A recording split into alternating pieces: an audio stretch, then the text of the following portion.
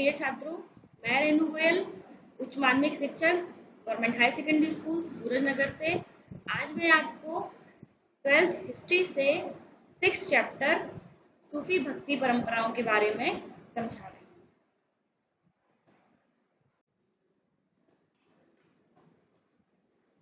बच्चों, आज हम भक्ति सूफी परंपरा के बारे में जानेंगे, क्योंकि आप जानते हैं कि ये जो चैप्टर है ये पूरा का पूरा धार्मिक मान्यताओं पर आधारित है और 8वीं सदी से लेकर 18वीं सदी तक जो धार्मिक रूप से परिवर्तन हुए भारत में, चाहे वो हिंदू धर्म में हो या इस्लाम धर्म में, इसने कैसे समाज पर प्रभाव छोड़ा, इसके बारे में हम विस्तार से समझेंगे। क्योंकि बच्चों, हमारा देश जो है वो विभिन्न धर्मों के लोगों का विभिन्न मान्यताओं को मानने वाला है, तो इसी के बारे में हमारा पूरा चैप्टर आधारित है। तो आइए हम शुरू करते हैं क्लास 12 एनसीईआरटी हिस्ट्री का चैप्टर नंबर 6, जिसका नाम है भक्ति सूफी परंपरा। इसमें हम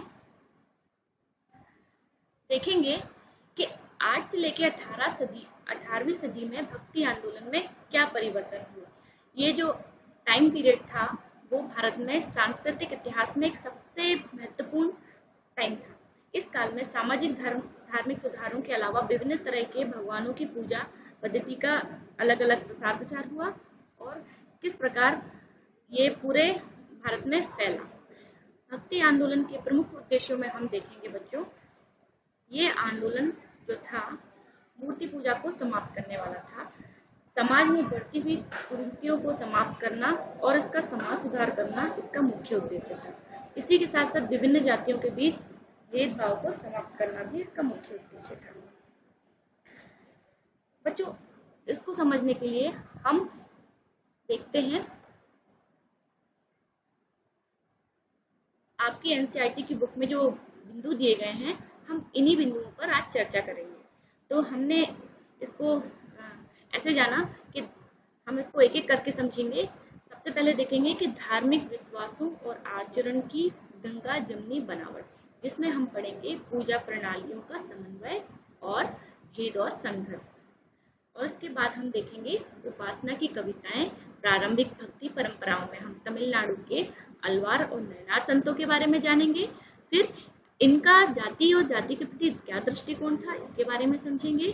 फिर हम देखेंगे कि अलवार और नयनार में स्त्री भक्त थे वो कौन थी, इसके साथ इनका राज्य के साथ क्या संबंध था, कैसा संबंध था। फिर हम देखेंगे कर्नाटक की शैव परंपराएं, उत्तरी भारत में धार्मिक उफान या ये जो धार्मिक परंपराएं हैं वो उत्तरी भारत में कैसे आई।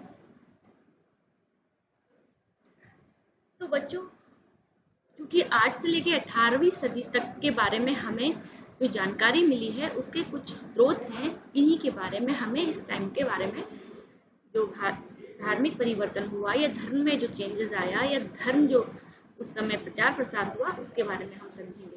तो हम स्रोतों में देखते हैं साहित्यिक स्रोत और दार्शनिक स्रोत।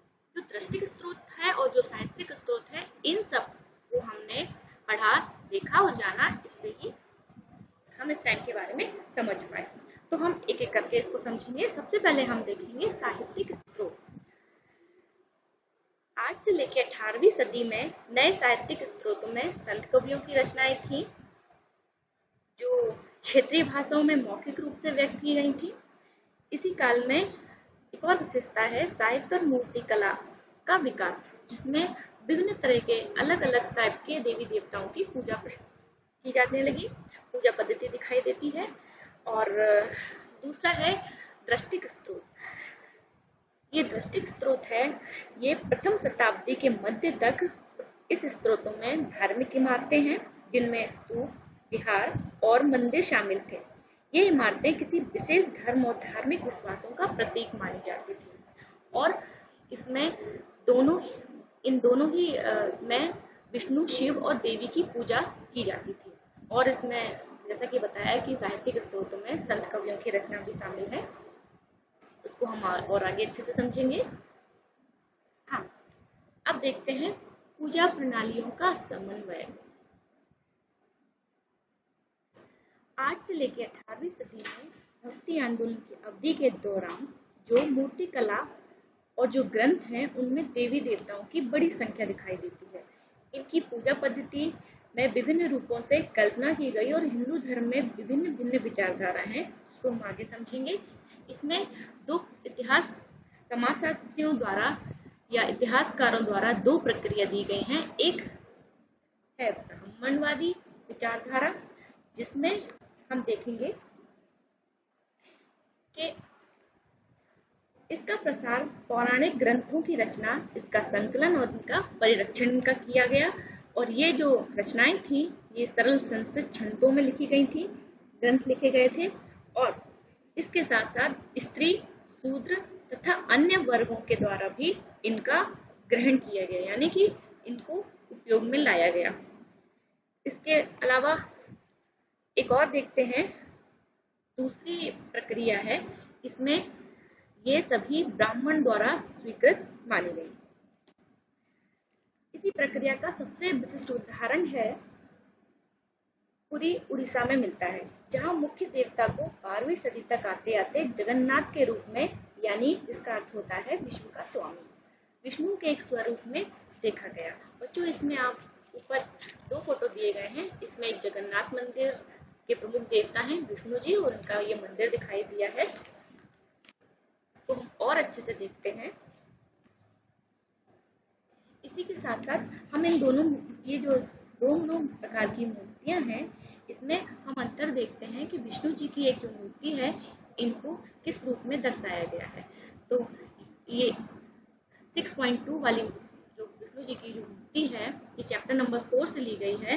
इसमें इनको खड़े रूप में दर्शाया गया है, और जो दूसरी वाली देख रहे हैं आप, इसको इनको लेटे हुए रूप में दर्शाया गया है। ये उस समय की मूर्तियों में जो बदलाव देखा वो देखने को मिला।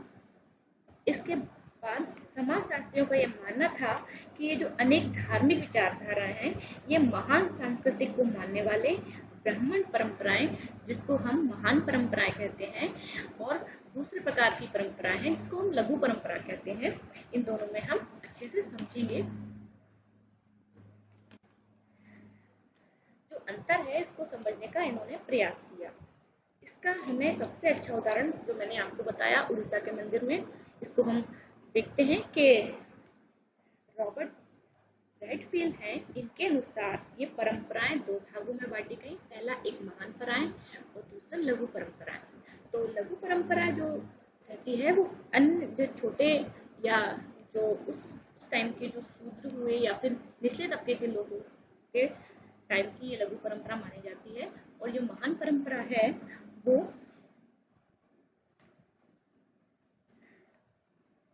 किसान महान परंपरा कर्मकांड और पूजा पद्धति के अनुसार जैसा माना जाता है कि ये पुरोहित और राजाओं के द्वारा ही ग्रहण की गई थी। इसको हमने समझा।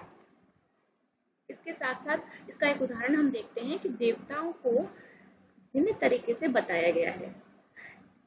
आपने जगन्नाथ मंदिर देखा, और इसका एक और उदाहरण हम देखते हैं कि ये जो स्थानीय देवता थे, इनकी मूर्तियों को पहले और आज भी स्थानीय जनजातियां द्वारा लकड़ी से बनाया जाता है, और ये मूर्ति विष्णु के रूप में होती है, और देश में मिलने वाले विष्णु के रूप से अलग है। मतलब ये जो मूर्तियां हैं, एक में जैसे आपने देखा कि उनको लेटे हुए बताया और एक में खड़े हुए बताया, ये अलग अलग तरीके से ये बनाई गई थी। इसी प्रकार इसका एक उदाहरण हम और देखते हैं कि देवी पूजा, पत्थर पर सिंदूर लगाना भी इसका एक उदाहरण है।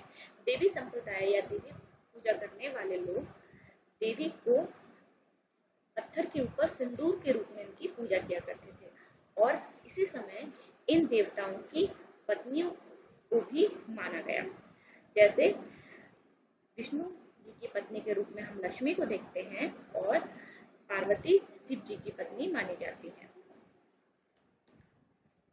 इसके साथ हम आगे देखें भेद और संघर्ष।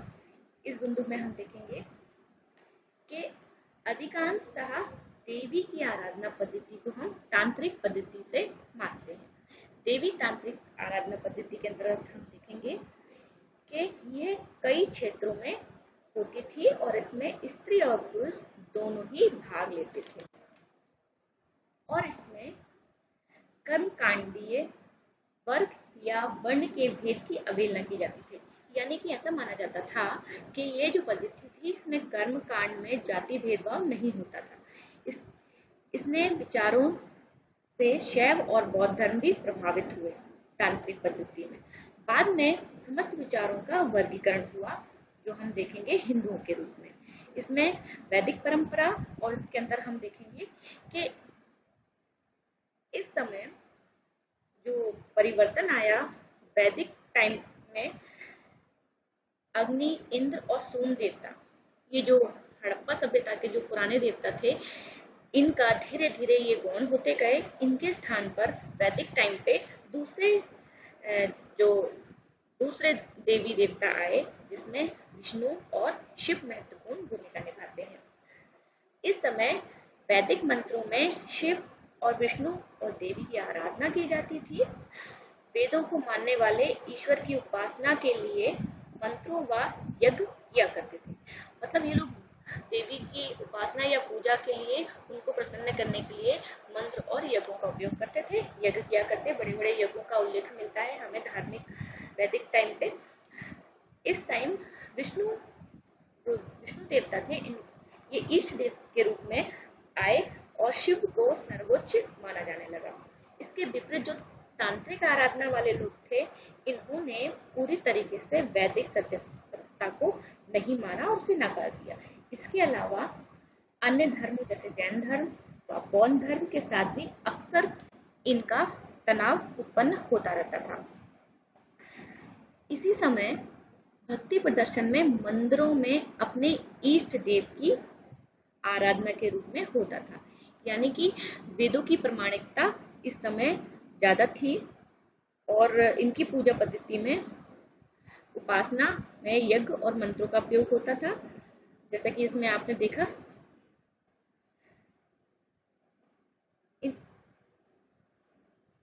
वैदिक परंपरा के प्रशंसक उन सभी नियमों की निंदा करते थे जो ईश्वर की उपासना के लिए मंत्रों के उच्चारण के साथ यज्ञ के संपादन से परे थे। मतलब जो यज्ञ या पूजा पाठ नहीं करते थे वो इनसे ये अलग थे। अब हम अगले बिंदु पे आते हैं। इसमें देखेंगे उपासना की कविताएं या प्रारंभिक भक्ति परंपरा। इसी आराधना के क्रमिक विकास को हम देखेंगे और धीरे धीरे ये जो हुए वो अन्य कवि या संतों के रूप में सामने आए। ये संत कवि जो थे ये नेता के रूप में सामने आए और इनके आसपास क्या था, भक्त जनों का समूह रहता था हमेशा और ये एक पूरे समुदाय का गठन हो गया।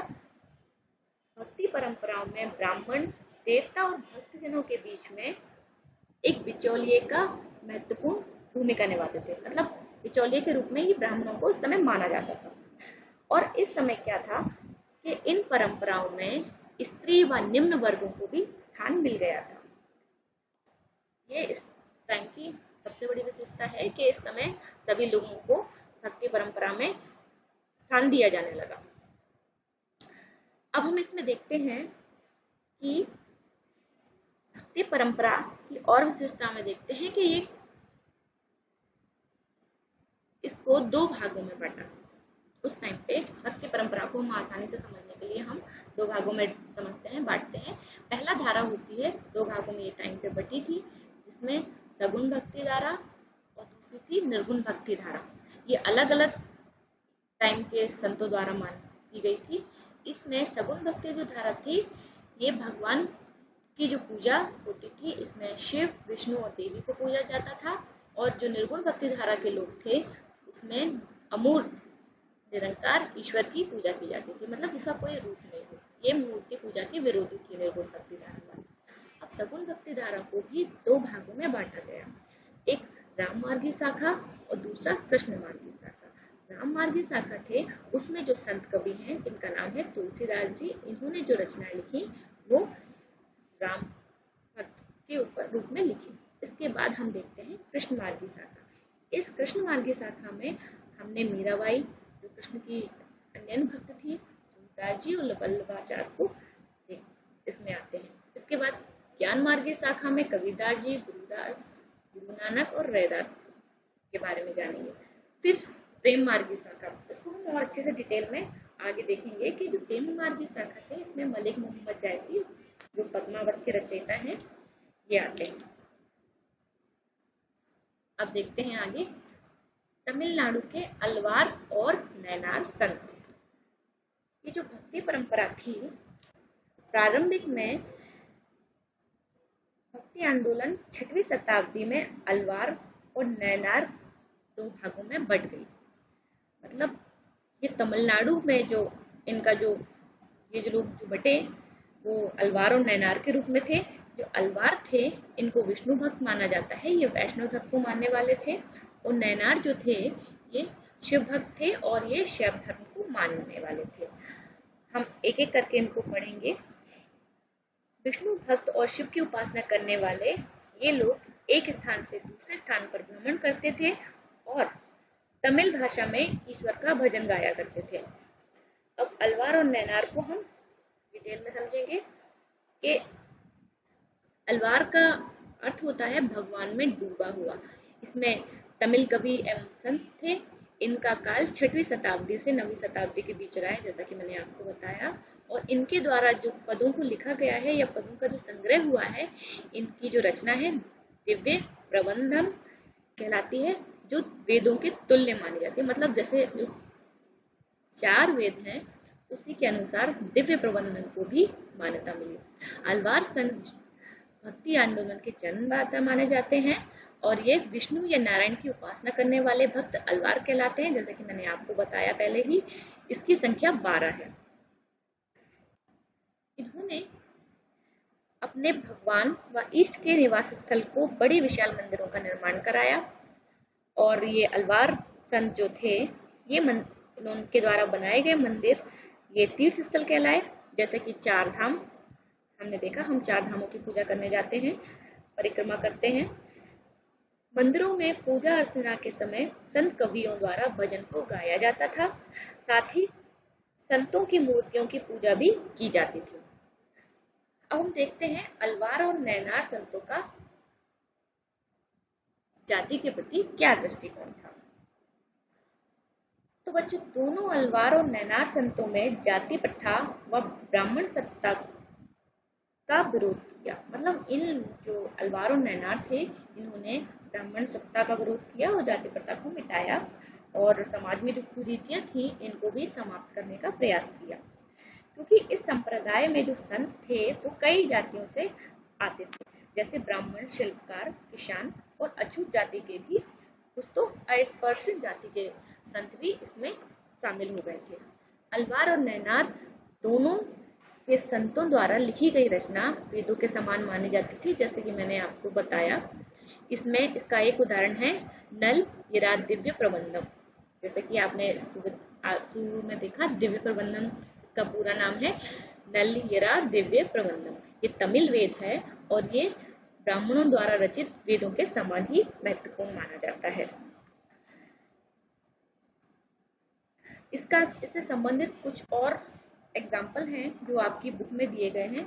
जब आप उसको पढ़ेंगे तो और अच्छे से क्लियर हो जाएंगे। जैसे चतुर्वेदी, चारों वेदों के ज्ञाता ब्राह्मण और अस्पृश्य के बीच में अंतर बताया है, इसको आप अच्छे से बुक में पढ़ेंगे तो समझ जाएंगे। इसके अलावा हम देखेंगे अलवार और नैनार संतों में स्त्री भक्त ये कौन थी। तो इसमें सबसे बड़ी विशेषता जो इस टाइम की थी स्त्रियों की उपस्थिति थी, जिसमें हम उदाहरण देखते हैं आंडाल का। आंडाल नामक अलवार स्त्री के भक्ति गीत व्यापक स्तर पर गाए गए। इन्हें हम दक्षिण भारत की संत महिला थी और ये 12 अलवार संतों में से एक थी। इन्हें हम दक्षिण की मीरा भी कहा जाता है, मीरा कहते हैं। मीराबाई के बारे में आप आगे समझेंगे। इसके अलावा ये जो आंडाल थी इन्हें दक्षिण की मीरा कहा जाता था, क्योंकि वयस्क होने पर भगवान श्री रंगनाथ के लिए जो माला बनाती थी वह भगवान को पहनाने से पहले स्वयं पहन लेती थी और जब दर्पण के सामने जाकर भगवान से पूछती थी कि हे प्रभु मेरे श्रृंगार को ग्रहण कर लोगे क्या, इसके बाद ही यह माला उतारकर भगवान को पहनाया करती थी। इन्होंने अपना विवाह श्री रंगनाथ के साथ रचाया था। इन्होंने स्वयं को विष्णु की प्रेमिका मानकर अपनी प्रेम भावनाओं को छंद में व्यक्त किया था। इसके अलावा एक और स्त्री भक्त हैं शिव, ये विष्णु भक्त थी, और एक और स्त्री शिव भक्त है, इनका नाम है करई कल्लाल अम्मैयार। ये इन्होंने ये भी एक शिव भक्त महिला थी। इन्होंने अपने उद्देश्य प्राप्ति के लिए घोर तपस्या का मार्ग अपनाया। नैनार परंपरा में इनकी रचना को संरक्षित किया गया। आप ये जो मूर्ति देख रहे हैं, ये करई कल्लाल अम्मैयार की है। इसके बाद हम देखेंगे भक्ति साहित्य का संकलन कैसे हुआ। तो ये जो अलवार संत थे, इनकी 12 रचना जो 10वीं शताब्दी में नलयेरा दिव्यम प्रबंधन में थी, ये 4000 पावन रचनाएं हैं इसके अंदर शामिल की गई हैं। और 10वीं शताब्दी में ही अपार समंदर और सुंदरार की कविताएं, ये कवि हैं, इनकी कविताओं को एक तवरम नामक संकलन किया गया इसमें, और ये जो था वो संगीत पर आधारित था, जो वर्गीकरण इसमें किया गया। जो करई कम्माल है, इनका एग्जाम्पल हम अपने बुक में देखेंगे कि इन्होंने स्वयं का वर्णन किया है, एक मूर्ति के रूप में इन्होंने बताया है। उनकी कांसे की मूर्ति आपकी बुक में दी गई है, आप उसको देखें। हाँ, अब जो अलवार और नैनार संत थे, इनका राज्य के साथ क्या संबंध था, इसको हम पढ़ेंगे।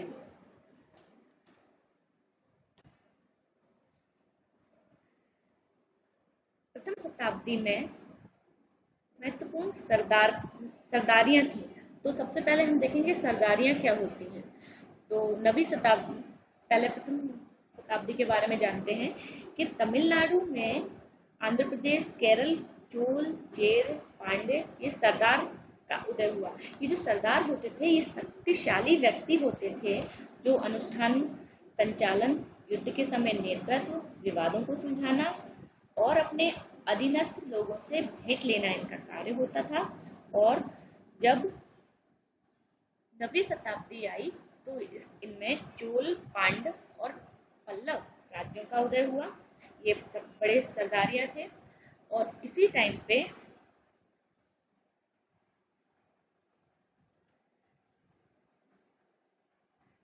इन्होंने तमिल साहित्य को संरक्षण दिया। ये जो सम्राट थे, इन्होंने तमिल साहित्य को संरक्षण दिया। और इसी समय बौद्ध व जैन धर्म भी मौजूद थे। और तमिल रचनाओं में बौद्ध धर्म और जैन धर्म के प्रति विरोध बताया जाता है। नैनार संतों द्वारा अपनी तमिल रचनाओं में इनका विरोध दिखता है, जैसा कि आपने सुना। हो सकता है कि इन धार्मिक समुदायों में अनुदान को लेकर विरोध होता हुआ होगा, क्योंकि जो इस टाइम के जो सम्राट हुआ करते थे, वो तमिल धर्म या अलवार और नैनार संतों को ज्यादा संरक्षण देते थे। 9वीं से 13वीं सदी तक चोल सम्राटों ने ब्राह्मणीय और उनकी भक्ति परंपराओं को प्रोत्साहित किया। यही एक वजह रही होगी इनके विरोध प्रकट करने की और धर्मों के साथ। विष्णु जो चोल सम्राटों ने ब्राह्मणीय और उनकी भक्ति परंपराओं को प्रोत्साहित किया, विष्णु और शिव मंदिरों के लिए भूमि अनुदान में दी। तो इसका उदाहरण हम देखते हैं, सम्राटों द्वारा विशाल मंदिरों का निर्माण कराया गया, जिसमें चिदम्बरम तंजावुर का राजराजेश्वर मंदिर और गंगेकोंडा का चोलपुरम मंदिर, ये आप इसमें देख सकते हैं। ये जो मंदिर जो का ये चित्र दिया है, इसमें आप ये तंजावुर का राजेश्वर मंदिर है, ये एक शिव मंदिर है। इसी के साथ साथ इस काल में कांसे की बनी शिव की मूर्तियों का निर्माण हुआ, जैसे नटराज की मूर्ति, ये आप देख सकते हैं। ऊपर नटराज की मूर्ति है, ये शिव मूर्ति है, जिसमें इनको नृत्य करते हुए बताया गया है।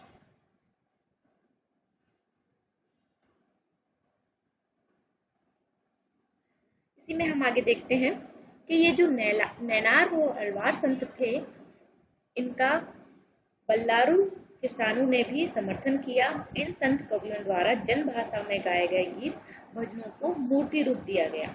चोल सम्राटों ने प्रेरित होकर बड़े बड़े विशाल मंदिर बनाए, जैसा कि आपने देखा। इसमें इन्होंने सुंदर मूर्तियों का निर्माण कराया और जो मूर्तियां थी ये धातु और पत्थर की बनाई गई थी। इन सम्राटों ने तमिल भाषा में संतों द्वारा लिखी गई रचनाओं, जिसमें शैव भजनों को गाने की परंपरा मंदिरों में प्रचलित थी। इसके साथ ही तमिल भजनों का संग्रह जो था वो तबरम ग्रंथ में मिलता है, आपने देखा सुंदर और के रूप में। फिर 945 ईस्वी में चोल सम्राट, जिसका नाम था परांतक प्रथम, इनके अभिलेखों से पता चलता है कि इन्होंने संत कवि अप्पाल समंदर और सुंदरार की धातु की मूर्ति एक शिव मंदिर में स्थापित कराई, और फिर उसके बाद इन मंदिरों में इनका मूर्तियों के साथ इनकी पूजा की जाती थी और इनका उत्सव जुलूस निकालकर भी निकाला गया। इसके साथ हम देखते हैं कर्नाटक की शैव परंपराएं। तो इसमें हम वासवन्ना के बारे में देखेंगे। ये आप इनका चित्र देख रहे हैं, फोटो देख रहे हैं। वासवन्ना 12वीं सदी में हिंदू दार्शनिक, राजनीतिक और कन्नड़ कवि थे। कर्नाटक में एक नए आंदोलन का उदय हुआ, जिसका नेतृत्व 12वीं सदी में वासवन्ना ने किया। इनका जन्म 1106 में हुआ और 1168 के उन्होंने एक नया संप्रदाय बनाया। ये एक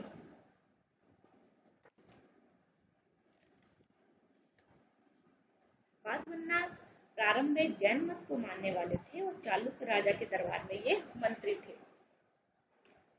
कर्नाटक के कलचुरी वंश के राजा बिज्जाला प्रथम के सम्राट के समय इन्होंने समाज सुधार का काम किया, और ये जो थे ये शिव पूजा शिवलिंग के रूप में करते थे। और इस समुदाय में पुरुष पाम स्कंद पर चांदी के पिटारे में छोटा शिवलिंग धारण करते थे, और ये लोग जंगम या यायावर भिक्षु कहलाते थे। मृत्यु के बाद मोक्ष प्राप्ति। इन लोगों का मानना था कि मृत्यु के बाद भक्त शिव में विलीन हो जाता है तथा मोक्ष प्राप्त करने पर ये दोबारा संसार में नहीं लौटता। श्राद्ध संस्कार में विश्वास। ये लोग श्राद्ध संस्कार को नहीं मानते थे तथा मृतकों में विधि पूर्वक दफनाते थे। जाति प्रथा तथा ब्राह्मण अवधारणा का विरोध। लिंगायतों ने जाति प्रथा तथा ब्राह्मणीय अवधारणा का विरोध किया और पुनर्जन्म को स्वीकार नहीं किया। ये लिंगायत ने वयस्क विवाह, विधवा पुनर्विवाह को मान्यता दी। कन्नड़ भाषा में रचित ग्रंथ। वीर शैव परंपरा में कन्नड़ भाषा में अनेक रचनाएं लिखी गई। इसमें ये जो स्त्री और पुरुष द्वारा दोनों लिखी गई थी, दोनों शामिल थे। इन्होंने जीवन के आध्यात्मिक और सांसारिक प्रश्नों पर चर्चा करने के लिए सभी सामाजिक पृष्ठभूमि से पुरुष और महिलाओं को इन्होंने स्वागत किया।